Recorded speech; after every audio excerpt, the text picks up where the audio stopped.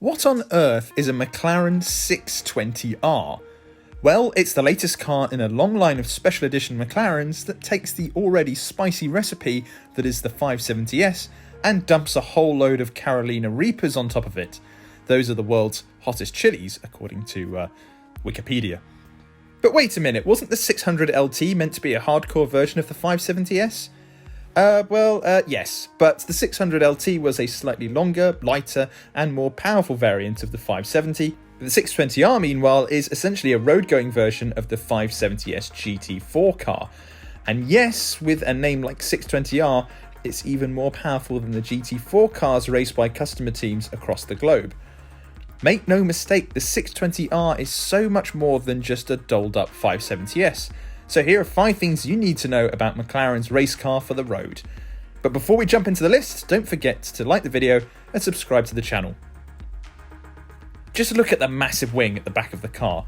It makes the 600LT's wing look really rather pathetic. And that's primarily because the 620R adopts the same aerodynamics package as the 570S GT4 car.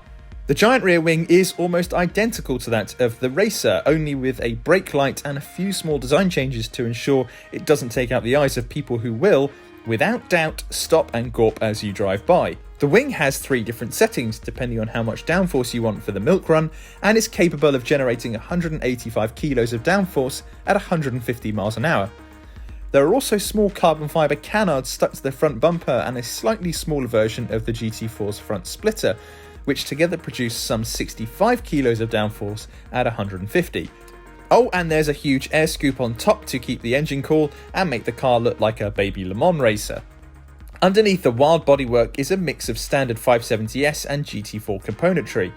At the heart of the chassis upgrades are GT4-derived two-way adjustable shock absorbers with 32 different bump and rebound settings that allow you to manually alter the car's characteristics, if you have the right tools and technical know-how, of course.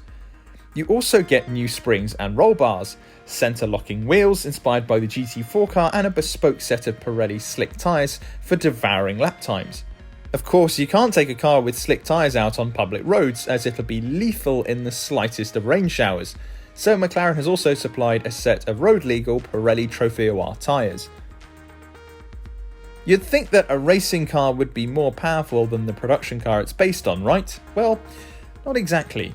The 570S GT4 produces less power, believed to be in the region of 450 bhp, than the 562 bhp road car to meet GT4 regs, allowing it to race alongside the BMW M4s, Porsche Caymans, and even the odd Ginetta. But the 620R is easily the fastest model in the McLaren Sports Series to date.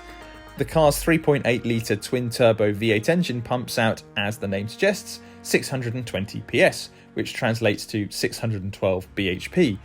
That's all sent to the rear axle via a 7-speed SSG dual-clutch gearbox. That all helps the 620R rocket from 0 to 62 miles per hour in just 2.9 seconds, matching the 720S, and it'll go from a standstill to 124 in a ridiculous 8.1 seconds. That'll all come in pretty handy when someone claims their souped-up Civic would beat your 620R around a lap of Cadwell Park.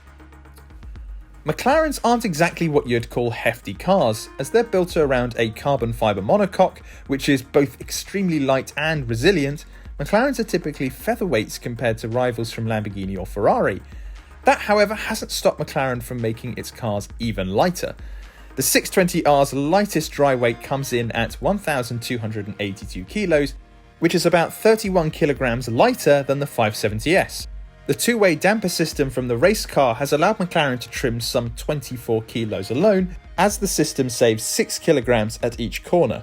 Other weight-saving measures include lightweight bucket seats taken from the Senna and a reduction in sound deadening. Even the door handles have been replaced by small fabric straps. It may be based on one of the cheapest cars in the range, the £150,000 570S, but the 620R actually carries a £100,000 premium. In fact, its £250,000 price tag is about £30,000 more than a new 720S. But that's the price you pay if you want a racing car which isn't homologated for any racing series that can also be driven on the road. In fact, it would be cheaper to buy the racing version, which goes for around £180,000 and lets you enter a host of championships across the world.